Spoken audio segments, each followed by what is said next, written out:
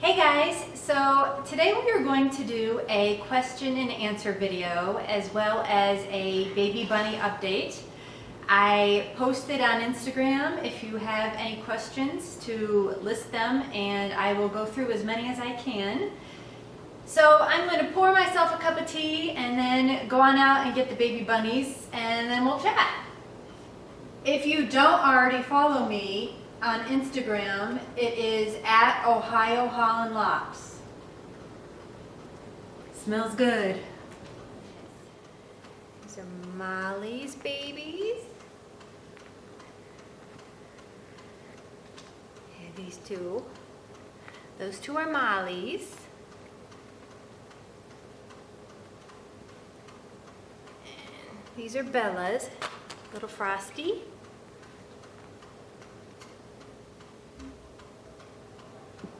And broken chinchilla. So these two are Bella's. These two are Molly's. This is Paisley. Hi, Paisley. And then the rest of these are Luna's. You have two oranges.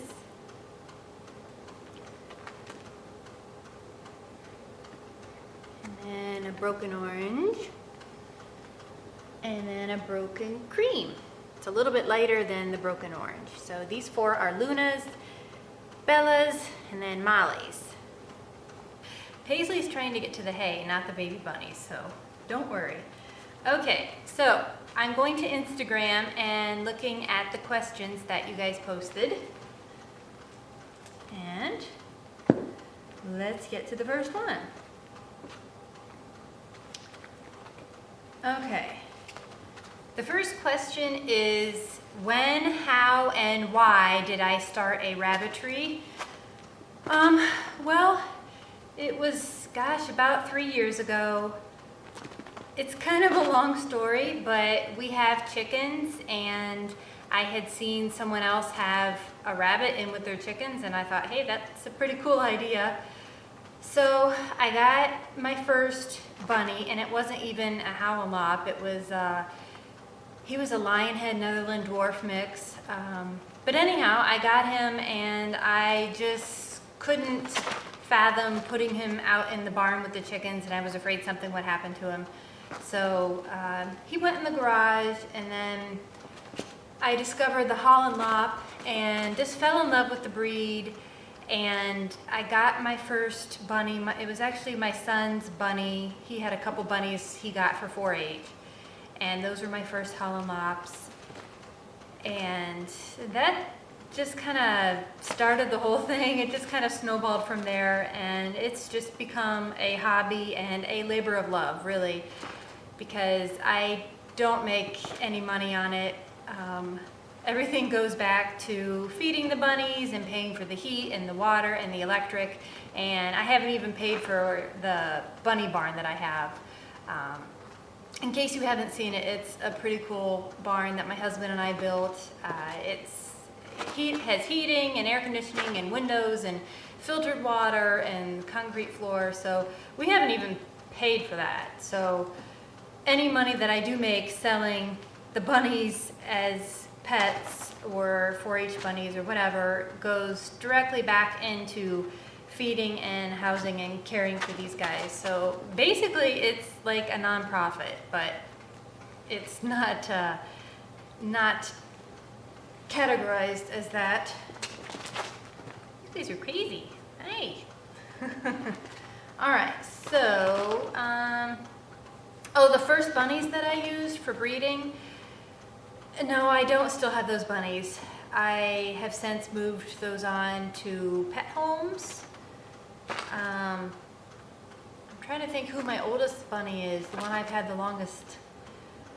Anna and Golden Boy I've had for a couple years now, and Timmy. Those are probably the ones I've had the longest, Sunny Jam. But I tried to kind of rotate, and after a few years, retire them to a pet home, and then keep some of the younger ones for breeding. I only have max capacity, because another question was how many bunnies do I have? I have about 15, I think, give or take, and it changes, but I have about 15 adults, and that's about the most that I can take because I need a few cages open for the babies when I grow some of them out to keep, and then I sell some. So I need some cages for weaning. So that's about my maximum capacity, and even if I did have more cages, I'm not sure that I would want more bunnies because I like to give them daily attention and exercise, and that would be kind of difficult if I had any more than I do right now. This guy is sitting right on top of Bella's broken chinchilla and she doesn't seem to mind.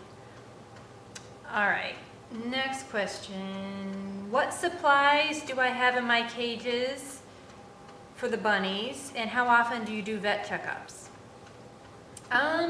Supplies, well, you might want to watch one of my other videos that shows what I go through in a day.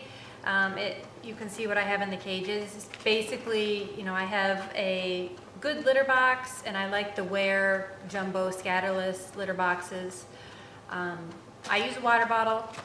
Well, I don't, but they do. Food dish. I like the Easy Lock Crocs, the little food dish that locks on to the cage, but you can use, a heavy dish. You just want to make sure it's heavy because they will knock it over otherwise. I usually give them a comfort item, like Paisley's over there eating hay.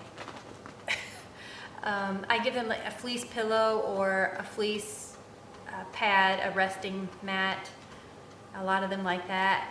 They each have something to play with, usually a ball, cardboard tube stuffed with hay, cardboard boxes. They love cardboard boxes. They just shred them up. They don't eat them.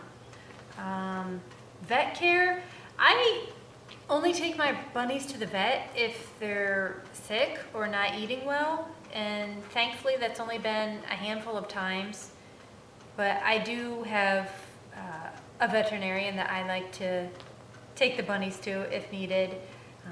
She's very good with them. That's about it.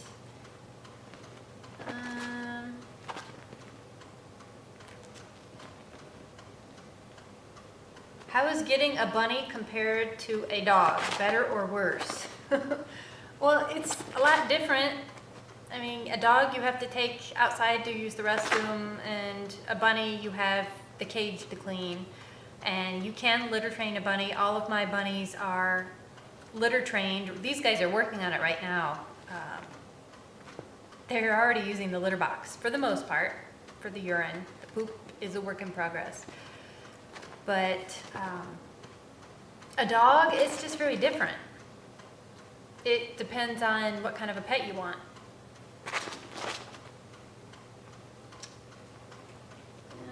How do you bunny-proof your house, especially cords and carpet?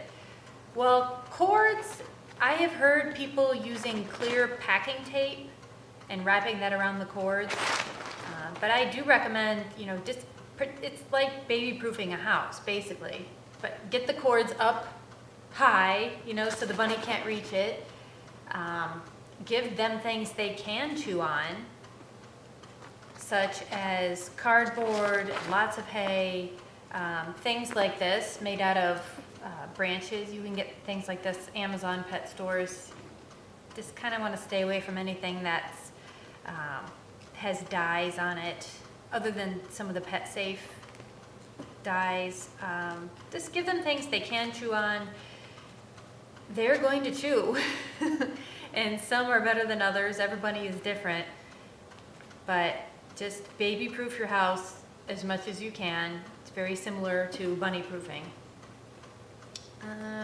What is the best way to trim dark bunny nails? That is an issue with if you have like a black bunny, or this one's Mom Bella, she's a chinchilla. They have dark nails and it's hard to see the pink quick inside there. So what I recommend is, it helps with two people. Have one person hold the bunny. Go near a window. If the sun is shining through, that's even better. But what you can use is, get a little flashlight and shine that in the nail, and you will be able to see where the pink quick starts. And you just don't want to trim near there. And if you're not sure, if you really can't see the quick, just err on the side of caution. Just trim the little sharp point at the end. You might have to trim them more often, but it's better than having a bunny with bleeding nails. And another question was, what kind of a brush do I use for the bunnies? And that really depends on the bunny and how badly the bunny needs brushed. If you have a fuzzy Holland that has long fur, a brush like this that has, it's widely spaced and wire, metal, that works well. This one I think might be called the Hair Buster. I have it on my website, a link to where to get it. You'll have to go and look. It has a little rubber strip in there that helps to kind of catch the fur so it doesn't fly everywhere and get all over your face. So I use this one a lot. And then I also use these. These are both Lil Pal's brand. I think I got them from Dr. Foster's and Smith. But there's one that has some soft rubber bristles, and then one that has some, it's a little slicker brush. And it's metal, but it has comfort tips on the end, so it's pretty gentle. So those work well. And, everyone has a preference for what type of brush they like. So give one a try and see what you think, see how it works. Oh my goodness, I didn't mean to scare everybody. Okay. Next question is, at what age do bunnies start molting?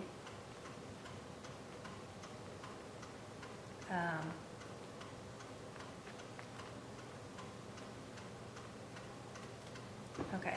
What age do they start molting? Adult bunnies will molt usually twice a year. Sometimes it's a really bad molt, sometimes not very significant. But babies will molt 3 times their first year. They have the really soft baby fur that will come out first. And usually it's not a huge deal, their first molt. But yeah, you'll notice when it starts molting, you'll have fur all over you after you hold the bunny. And just brush the bunny. You can take the bunny outside I have a little table I set the bunny on, and I just run my hands up the bunny and let the fur fly in the wind. That way it's not really in my face, it's not in the house. That's what I like to do. How can you best acclimate a new pet bunny to his home? I always recommend kind of leaving the bunny alone for the first, maybe at least day or two. Take the cues from your bunny. If your bunny is eating and drinking and peeing and pooping and looks eager to get out of the cage, then, have a little short play session. I would not introduce the bunny to dogs or a large room or let them run all over the whole house, the first few times. Start slowly, start small. Quit eating the hay, Paisley. And take the cues from your bunny. If your bunny seems really scared, I definitely recommend still holding it, like I'm doing right now, even though she's not really scared. But I like to basically maul my bunnies with affection, and I think that helps to make them friendlier. So if your bunny seems scared, maybe leave it in there the first day or so until you see it eating. And then I would definitely get it out at least a couple times a day and just hold it. And, make it a positive experience. You can give the bunny a couple old-fashioned oats, raw oats, not the quick cook kind, at the end or during holding the bunny that kind of associates you with something positive instead of something negative and scary. I'm going to get the cat out of here. Hang on. Paisley, go play somewhere else. All right. what are the different colors that Holland Lops can come in? If you go on my website, www.ohiohollandlops.com, and click on the info menu, and there will be a drop down that has a bunny color chart. You might want to take a look at that. Holland Lops come in lots of different colors. I can't tell you all the colors because I'm sure I would miss a lot, and you know, there are so many different genetics that affect the phenotype, or what you see, the coloring, that there are just many variations. The most common colors of Holland Lops are black tort, and then the broken pattern, broken black tort, and probably black, broken black, and then I guess I would say maybe blue tort or sable point. If you go to a rabbit show, those are probably the most common colors that you will see for Holland Lops. But black tort is by far the most common and has been worked with the longest type-wise. So if you want to show Holland Lops, I definitely recommend going to a show, talking with a breeder, and probably getting yourself a pair or a trio of black torts, blacks, something nicely typed, but it probably will come in those colors. What colors do we have here? Well, oh, sorry guys. Like this little one is the solid orange. It has the light tummy. That comes from the agouti gene. Paisley be good. And then the broken version is this. This is broken orange. Now, interesting to note, a broken pattern bunny has white nails, which are easier to trim. So if you're worried about being able to see the quick in the nails like we were talking about, a broken pattern is way easier. As the oranges grow, their nails get a little bit dark. This is one of my favorite colors. This is a chinchilla, broken pattern chinchilla Holland Lop. Chinchilla is just the name of the color. It's not a chinchilla animal. It's a bunny. It's a Holland Lop. I've been trying for about a year to get a chinchilla color, and this is my first one. So Bella and Asher is the dad. Hello. And then we have Molly's babies that I'm still not sure on this one. So Molly is a broken seal, and the sire, the dad, Asher, is a frosty, a broken frosty.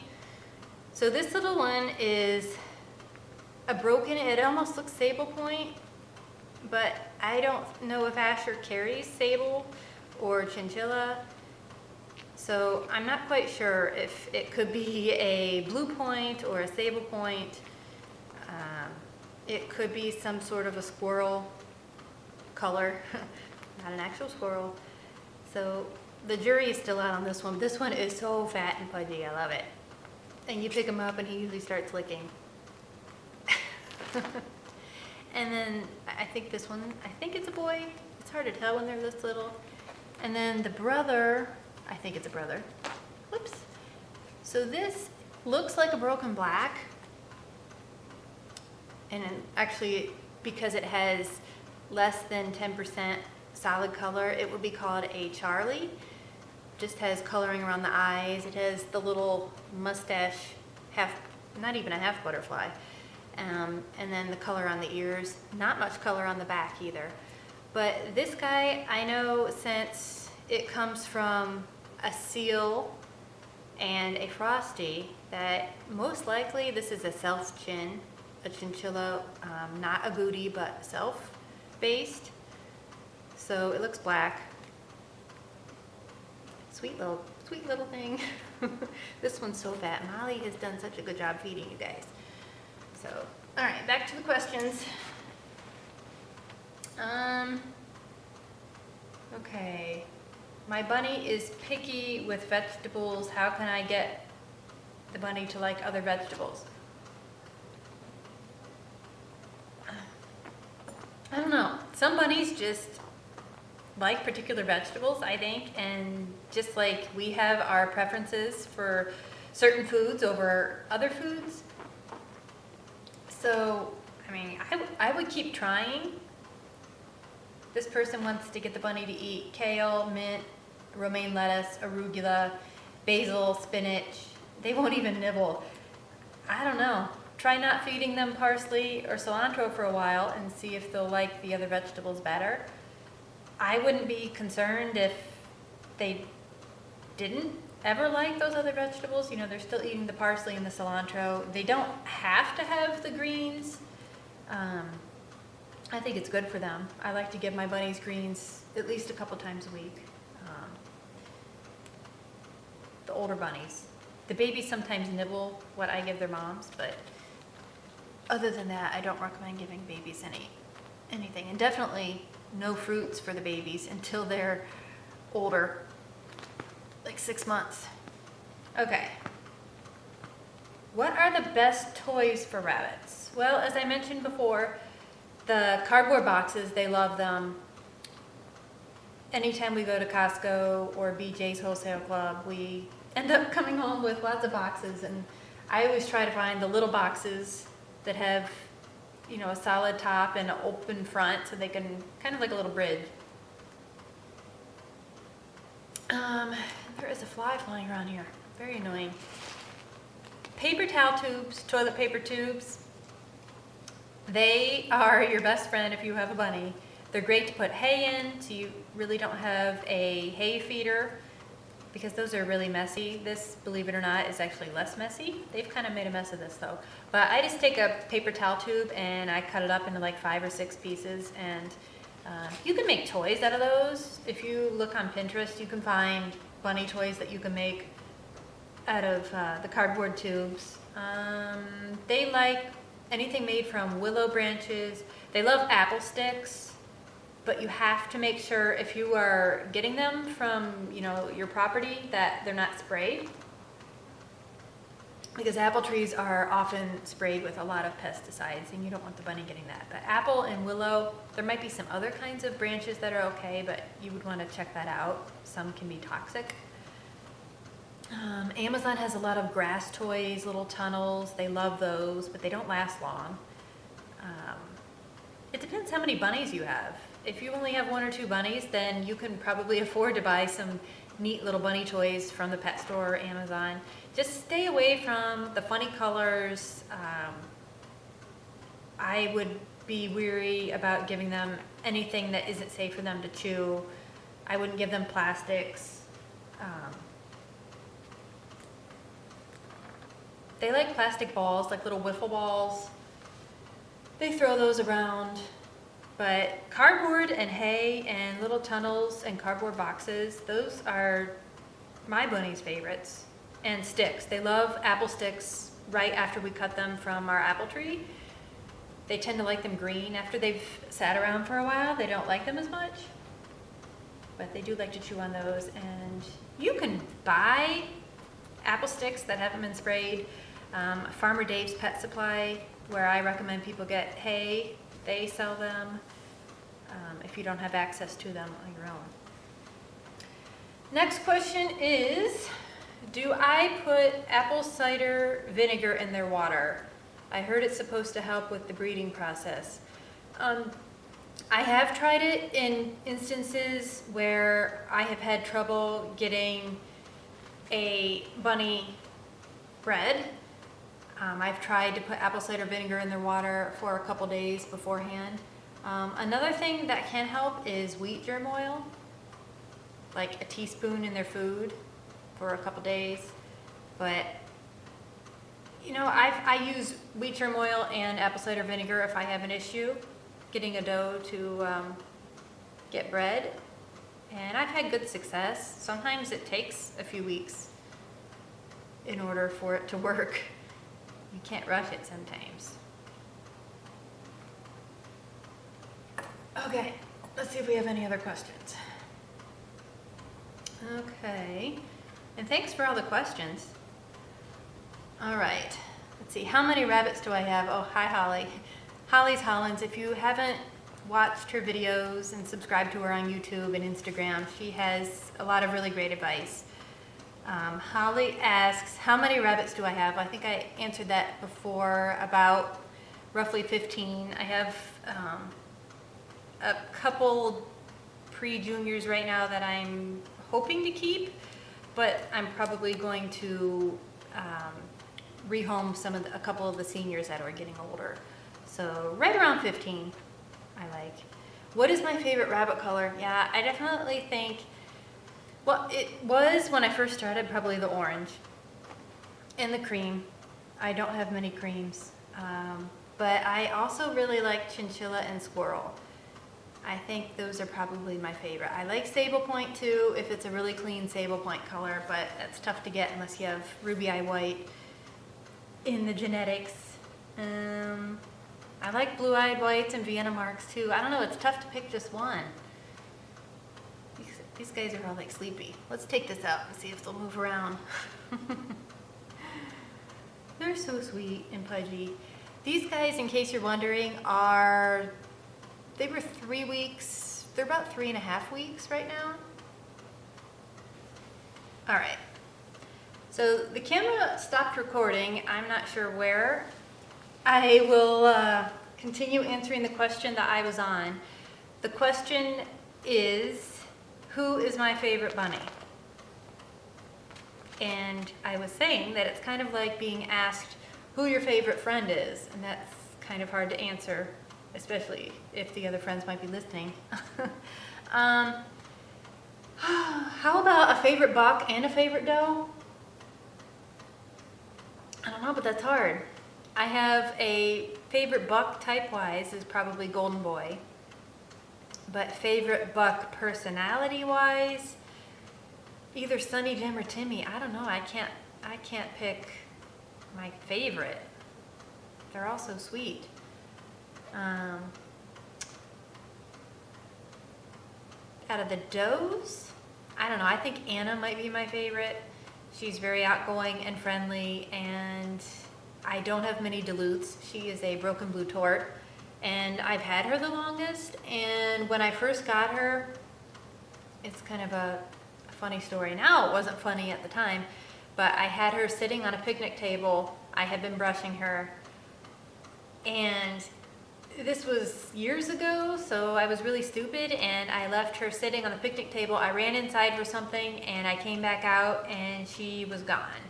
And we live out in the middle of the woods, so, I mean, she was gone. Out in the woods somewhere, and we also have dogs, so I was very concerned that one of the dogs would get her. So we spent hours looking for her, and of course she was hiding somewhere, I'm sure, and we couldn't find her. And this was back when I was showing at our fair. So the fair started that day. I had to bring all my rabbits, and I couldn't bring Anna. And I was so sad and worried about her. Long story short, the next day, my husband took the tractor back in the field to kind of maybe scare her towards the house. And that afternoon, we found her back right at the picnic table. So I got her back, and I'm so thankful I did. If I didn't get her back, I wouldn't have several of the bunnies that I have now that have come from her or her kids. So Anna probably, Camilla is a close second or right up there with Anna. But then I really like a lot of the other ones too. Bella's a sweetheart. I don't know, it's tough to pick your favorites. Molly's pretty sweet too. They're all so different. It's hard to pick. Let's see, any other questions?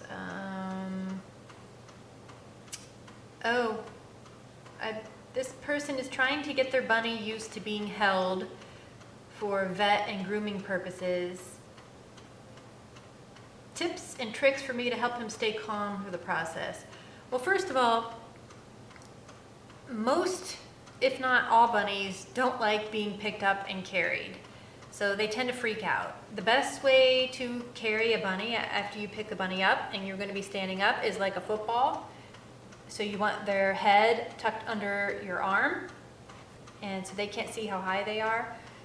And you just use two hands. That way if they scramble, they really can't go anywhere. But